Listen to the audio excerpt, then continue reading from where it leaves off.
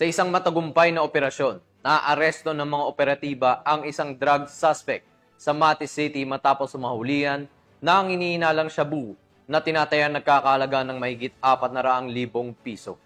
Magbabalita dyan si Patrolwoman Mariel May Donkilab. Arestado ang isang drug personality sa isinagawang operasyon ng mga operatiba ng Mati City Police Station, katuwang ang iba't ibang unit ng Davao Oriental Police Office noong Agosto 1 taong kasalukuyan sa Barangay Don Martin Marundan, Mati City, Davao Oriental. Kinilala ang suspect na si alias Neil, 37 anyos, isang laborer at residente ng nasabing lugar. Nasamsa mula sa suspect ang tinatayang 60 grams ng hinihinalang shabu na may halagang 408,000 pesos, hand fragmentation grenade, ilang drug paraphernalia at buy-bust money.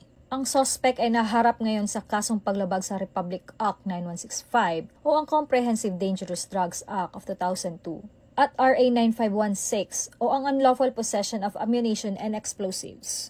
Ang operasyong ito ay nagpapakita ng patuloy na pagsusumikap ng Police Regional Office 11 na sugpuin ang iligal na droga at krimen sa rehiyon na may layuning tiyakin ang kaligtasan at seguridad ng komunidad.